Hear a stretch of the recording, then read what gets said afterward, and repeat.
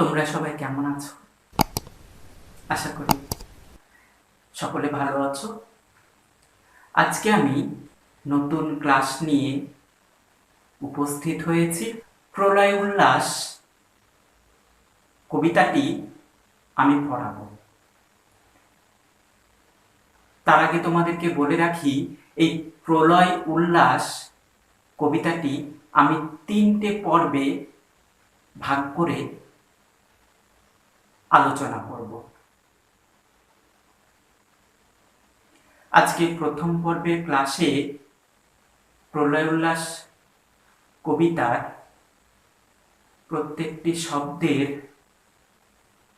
অর্থ এবং বিষয়বস্তু সম্পর্কে বিস্তারিত আলোচনা করব। তোমরা যারা এই ক্লাসটি করছো তারা অবশ্যই প্রথম থেকে শেষ পর্যন্ত আমার এই ভিডিওটি দেখবে। অনেক গুরুত্বপূর্ণ তথ্য এই প্রলয় উল্লাস কবিতার এবং মাধ্যমিক পরীক্ষায় এই কবিতা থেকে প্রশ্ন থাকে, সেটা তোমাদের কাছে সহজ হয়ে যাবে এবং তোমরা সুন্দর করে পরীক্ষাতে উপস্থাপন করতে পারবে। তো চলো আর কথা না বলে কবিতাটি শুরু করা যাক। প্রলয় উল্লাস কবিতাটি যিনি লিখেছেন কবি কাজী নজরুল ইসলাম। কবি কাজী নজরুল ইসলাম সম্পর্কে যদি আমরা ভালোভাবে অল্প কথায় বলি তাহলে বলতে হয় রবীন্দ্র ব্যতিক্রমী কবিদের মধ্যে অন্যতম একজন কবি হলেন কাজী নজরুল ইসলাম। এই কাজী নজরুল ইসলাম বর্ধমান জেলার চুরুলিয়া গ্রামে 1899 সালে জন্মগ্রহণ করেন এবং 1976 সালে মৃত্যুবরণ করেন। তিনি কাব্য কবিতার জগতে বিদ্রোহী কবি নামে পরিচিত। ব্রিটিশ শাসিত ভারতবর্ষে তীক্ষ্ণভাবে, কড়াভাবে কথা বলার সাহস যার ছিল তিনি হলেন কবি কাজী নজরুল ইসলাম। তিনি ব্রিটিশ শাসকদের বিরুদ্ধে তিনি কলম ধরেছিলেন, আর সেই কলমের মাধ্যমে বিভিন্ন বিদ্রোহের কথা, বিভিন্ন প্রতিবাদের কথা নির্দ্বিধায় সাহসিকতার সঙ্গে বলে গেছেন। তিনি একমাত্র কবি যিনি বলতে পারেন, মহাবিদ্রোহীর রণক্লান্ত আমি সেই দিন হব শান্ত, যবে উৎপীড়িতের ক্রন্দন রোল আকাশে বাতাসে ধ্বনিবে না, অত্যাচারীর খড়গ কৃপান ভীম রণভূমে রণিবে না।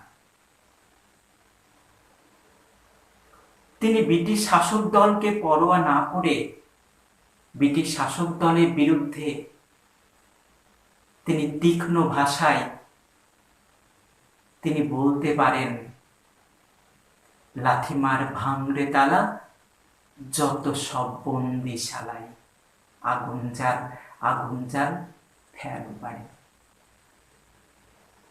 এই প্রতিবাদের ভাষা কবি কাজী নজরুল ইসলামের বিভিন্ন কবিতায় প্রকাশ পেয়েছে। বিদ্রোহী কবিতা প্রকাশের পর তিনি বিদ্রোহী কবি কাজী নজরুল ইসলামের পরিচিতি লাভ করেন। তিনি অনেক কাব্য কবিতা আমাদেরকে দিয়েছেন, তার মধ্যে সর্বহারা, অগ্নিবীণা, বিষের বাসী, ফণিমনসা বিভিন্ন কাব্য। এর মধ্যে প্রথম কাব্যগ্রন্থ অগ্নিবীণা। এই অগ্নিবীণা কাব্যগ্রন্থটি 1922 সালে প্রকাশ পায়। এই কাব্যগ্রন্থের এক অন্যতম, এক অসাধারণ কবিতা প্রলয় উল্লাস। এই প্রলয় উল্লাস কবিতাটি প্রবাসী পত্রিকায় প্রকাশ পেয়েছিল। তোমরা মনে রাখবে, কবি কাজী নজরুল ইসলাম লেখনীতে ছদ্মনাম ব্যবহার করেছেন। তিনি ব্যাঙাচি এবং কলহন মিশ্র ছদ্মনামে লিখেছেন। তোমরা এটা মনে রাখবে। তো চলো তাহলে কবিতাটি আমরা শুরু করি। প্রলয় উল্লাস। প্রলয় উল্লাস শব্দটিকে যদি আমরা বিশ্লেষণ করি তাহলে পাবো প্রলয় অথচ উল্লাস। প্রলয় মানে ধ্বংস, উল্লাস মানে আনন্দ। তাহলে ধ্বংসের জন্য আনন্দ, সেটা আবার হয় নাকি? ধ্বংসের জন্য আনন্দ? তাহলে কি কবি পাগল হয়ে গেছেন? না, তার এই নামকরণের মধ্য দিয়ে এটাই বোঝাতে চাইছেন, এটাই তিনি বুঝিয়েছেন, ব্রিটিশ শাসিত ভারতবর্ষে ভারতবাসীর করুণ অবস্থার মুক্তি হবে, করুণ অবস্থা থেকে মুক্তি হবে। তারা পুরনো জরাজীর্ণ পরাধীনতার গ্লানি থেকে বেরিয়ে আসবে। ব্রিটিশ শাসক দলের যে পরাধীনতার কারাগারে আবদ্ধ ছিল, সেই কারাগার ভেঙে ধ্বংস হয়ে আবার তারা স্বাধীনতা ফিরে পাবে, তাদের প্রাপ্য অধিকার তারা ফিরে পাবে। স্বাধীনভাবে চলা, স্বাধীনভাবে বিচরণ করা, স্বাধীনভাবে মনের ভাব প্রকাশ তারা করতে পারবে। তার জন্য ব্রিটিশ শাসকদের ধ্বংস দরকার, ব্রিটিশ শাসনের ধ্বংস দরকার। আর সেই ধ্বংসের জন্যই আনন্দ, সেটাই হচ্ছে প্রলয় অথচ উল্লাস, ধ্বংসের জন্য আনন্দ। তাহলে তোমরা নিশ্চয়ই বুঝতে পারলে প্রলয় উল্লাস শব্দটি কোন অর্থ বহন করছে এখানে। আর তোমাদেরকে বলে রাখি, প্রলয় উল্লাস একটা সমাসবদ্ধ পদ। এটা যদি আমরা ব্যাসবাক্য করি তাহলে পাবো প্রলয় অথচ উল্লাস। এটা হচ্ছে সাধারণ কর্মধারী সমাস। কবিতাটি শুরু করার আগে তোমাদেরকে বলে রাখি, কবিতাটিতে ৬৬টি পংক্তি বা লাইন রয়েছে। আর কবিতাটি শুরু হচ্ছে এইভাবে, তোরা সব জয়ধ্বনি কর, তোরা সব জয়ধ্বনি কর। এই যে তোরা সব জয়ধ্বনি কর, তোরা সব জয়ধ্বনি কর, এই কথাটি কবিতায় ১৯ বার ব্যবহৃত হয়েছে। তোমরা এটা মনে রাখবে। তাহলে জয়ধ্বনি, কবি ব্রিটিশ শাসিত ভারতবর্ষে শাসনে, শোষণে, নিপীড়নে, নির্যাতনে জর্জরিত ভারতবাসীকে জয়ধ্বনি করার কথা বলেছেন। কবি এটা বিশ্বাস করেন, স্বাধীনতা সংগ্রামী, বিদ্রোহী, বিপ্লবী মানসিকতা সম্পন্ন ভারতের সন্তান, তারা যেভাবে ভয়ঙ্কর রূপ ধারণ করেছে, তাতে ব্রিটিশ শাসকদের, ব্রিটিশ শাসনের কারাগার ভেঙে ভারতবাসী, ভারতবর্ষ, ভারত মাতা মুক্তি লাভ করবে। আর এটা হবে সবচেয়ে বড় জয়। আর সেই জয় বেশি দিন নেই। স্বাধীনতা সংগ্রামী, বিপ্লবী বীর সেই মানুষদের জয়ধ্বনি করে বরণ করে নেওয়ার কথা কবি বলছেন। ওই নূতনের কেতনরে কাল বসে ক্ষীর ঝড়, তোরা সব জয়ধ্বনি কর, তোরা সব জয়ধ্বনি কর। প্রায় ২০০ বছর অন্যায়ভাবে অত্যাচারের শিকার হয়েছে ভারতবাসী। নিজের দেশে স্বাধীনভাবে চলতে পারেনি, স্বাধীনভাবে বলতে পারেনি। সেই স্বাধীনতাকে হরণ করেছে ব্রিটিশ শাসক দল। অন্যায় অত্যাচারের শিকার হয়েছে। দেশপ্রেমিক বিদ্রোহী বিপ্লবী বীর মানসিকতার অধিকারী সন্তানদের মনে হয়েছে আমরা চিরদিন রইব নিচে, চলব সবার পিছে, সইব কি শত অপমান। আর নয়, কর্মের যুগ এসেছে, সবাইকে লেগে যেতে হবে কাজে, নিজেদের প্রাপ্য অধিকারকে আদায় করে নিতে হবে। ব্রিটিশ শাসকদের বুঝিয়ে দিতে হবে এদেশ আমার, ভারতবর্ষ আমার মা। সেই মায়ের সন্তানের অপমান আর আমরা হতে দিচ্ছি না। সেই মনোভাব থেকেই দেশপ্রেমিক ভয়ঙ্কর রূপ ধারণ করে আসছে ব্রিটিশ শাসকদের ধ্বংস করতে। আর সেই ধ্বংসস্তূপের ওপর মুক্ত ভারতবর্ষের জন্ম হবে, স্বাধীন ভারতবর্ষের জন্ম হবে। ধ্বংসস্তূপের ওপর নতুন সমাজ সভ্যতা ভারতবর্ষের জন্ম হবে। কবি লক্ষ্য করেছেন, কবি অনুভব করেছেন, জয়ের পতাকা আকাশে উড়বে, নিজেদের অধিকারকে ছিনিয়ে নেওয়ার জন্য তরুণ সমাজ তারা এগিয়ে আসছে। ভয়ঙ্কর কালবৈশাখীর রূপ ধারণ করে, কালবৈশাখীর ঝড়, প্রচন্ড গতি তার সামনে যত বাধাই পড়ুক না কেন, সমস্ত বাধাকে ভেঙে ছিন্ন বিচ্ছিন্ন করে তার পথে সে বয়ে চলে। ঠিক তেমনি স্বাধীনতা সংগ্রামী বিপ্লবী বীর তারা শিবের মতো ভয়ঙ্কর রূপ ধারণ করে এগিয়ে আসছে। তাদের সামনে যত বাধাই থাকুক না কেন, যত বাধাই তাদের সামনে পড়ুক না কেন, সমস্ত বাধাকে তারা অতিক্রম করবে, পরাধীনতার কারাগারকে তারা ভাঙবে।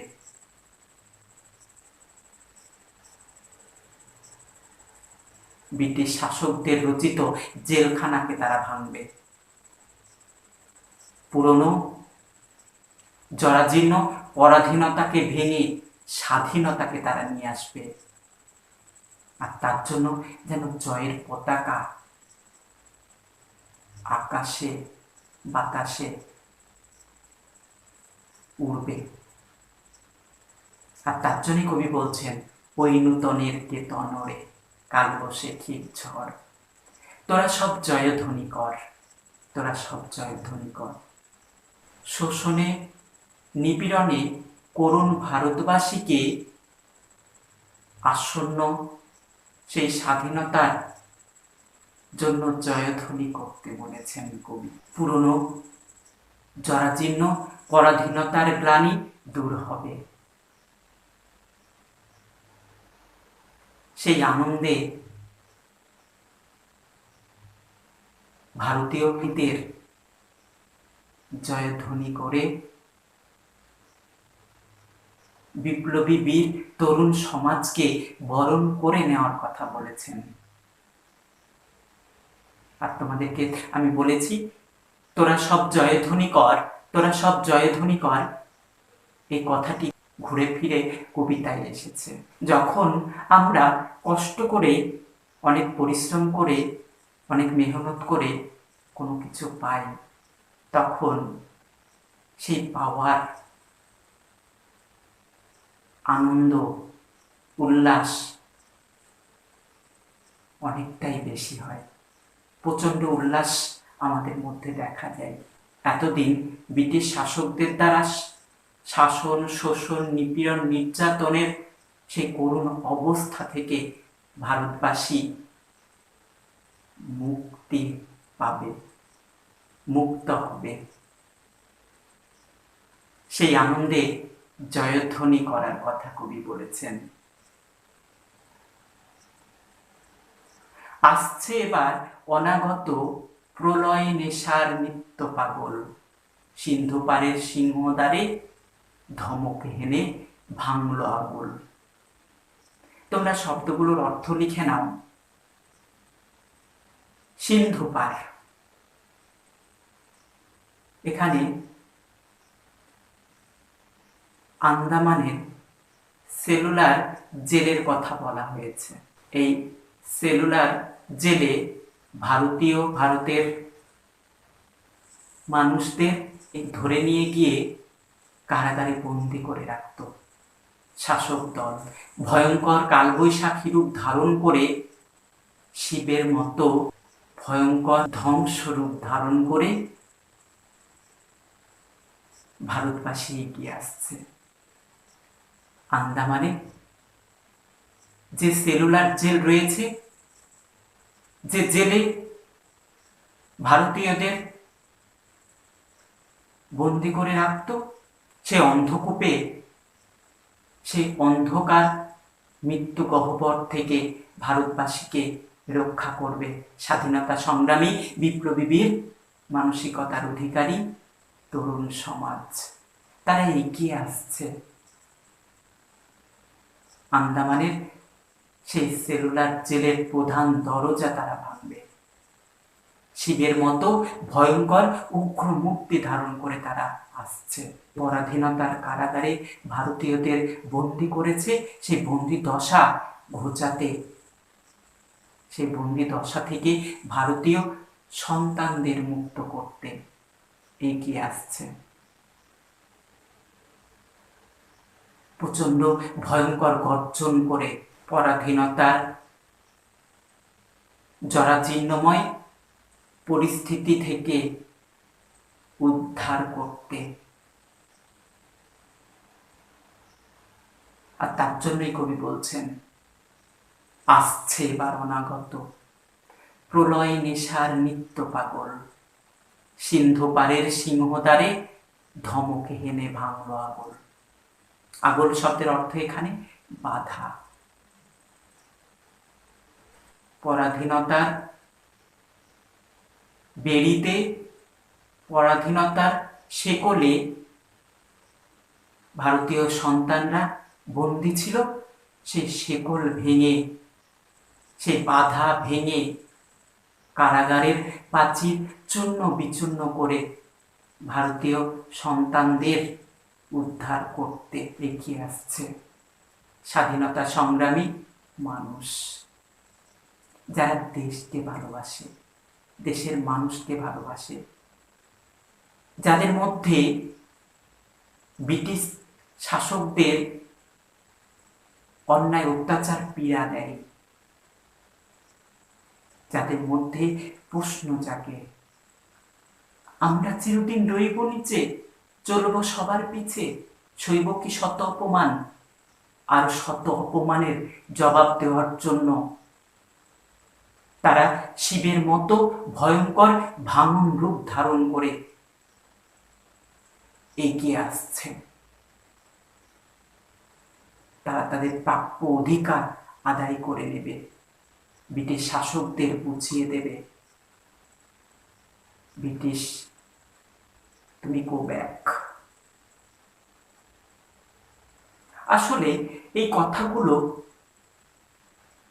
এই ভাবনা কবি কাজী নজরুল ইসলাম তার বিভিন্ন কবিতায় এত সুন্দরভাবে উপস্থাপন করেছেন। এটা সবচেয়ে বড় বিদ্রোহের হাতিয়ার। আমরা 1947 সালে স্বাধীনতা পেয়েছি, অনেকটাই ভারতবাসীর তাদের অবস্থাকে স্মরণ করিয়ে দিয়েছিল কাজী নজরুল ইসলামের বিভিন্ন কবিতা, ভাবিয়ে তুলেছিল। আর তার জন্যই একের পর এক বিদ্রোহ, আর সেই বিদ্রোহের মাধ্যমে আমাদের স্বাধীনতা প্রাপ্তি। বজ্র শিখার মশাল জেলে আসছে ভয়ঙ্কর। বজ্র, আগুনের ফলা, যেখানে পড়ে সেই জায়গা,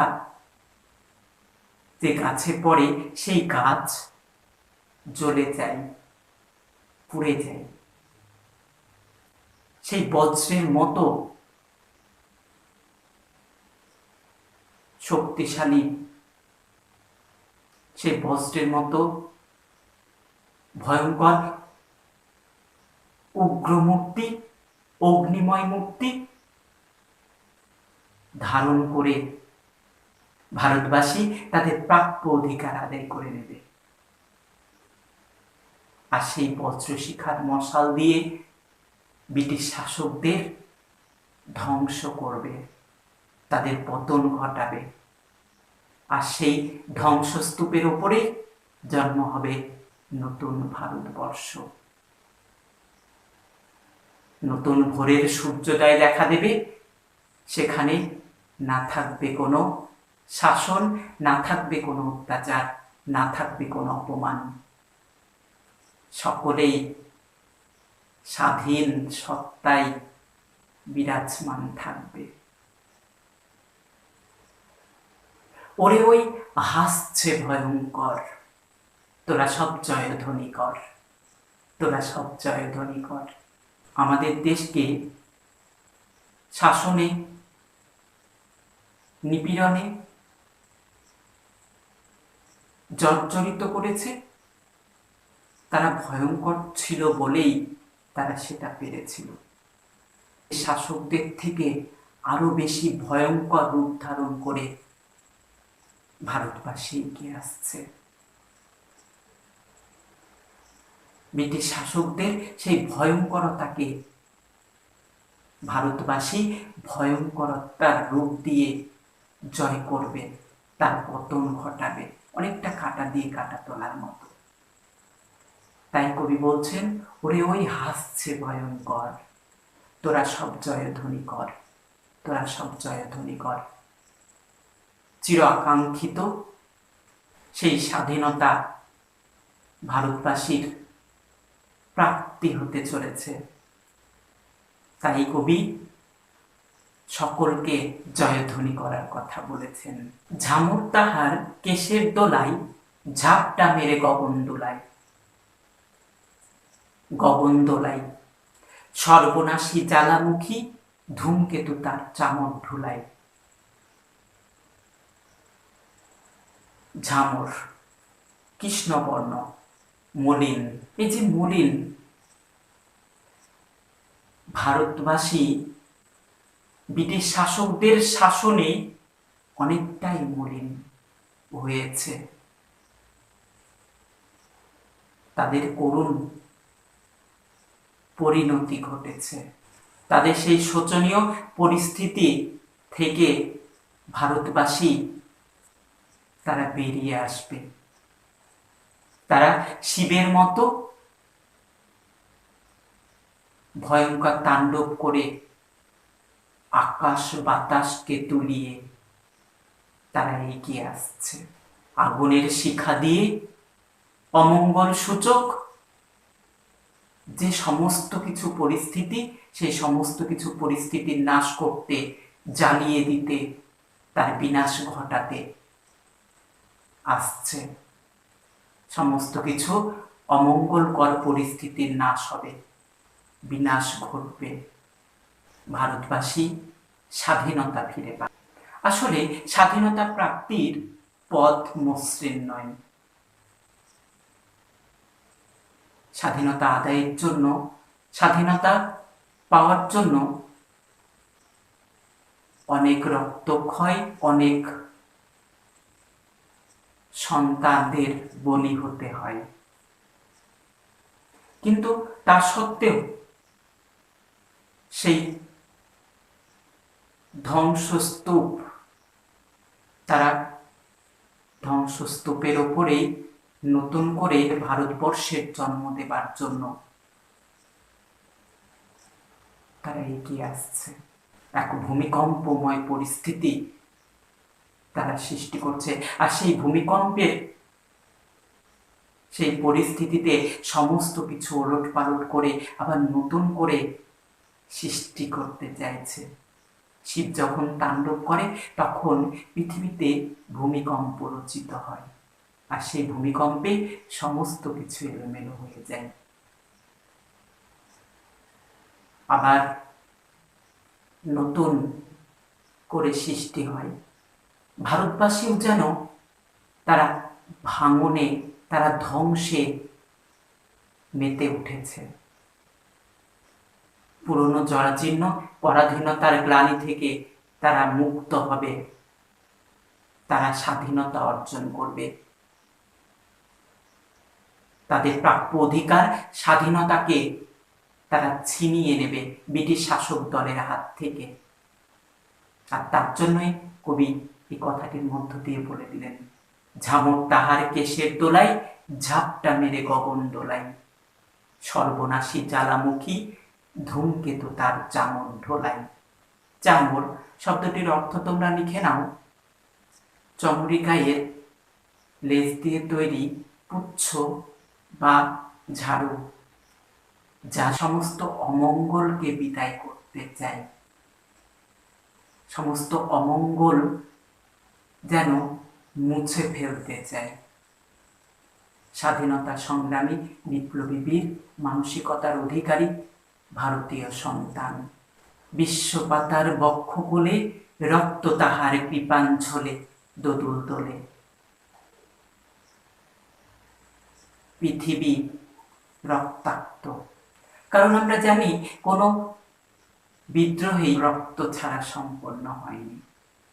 অনেক রক্তক্ষয়, অনেক রক্তের প্লাবন পৃথিবীতে বইয়ে গেছে, রক্তাক্ত হয়েছে ধরিত্রী মাতা।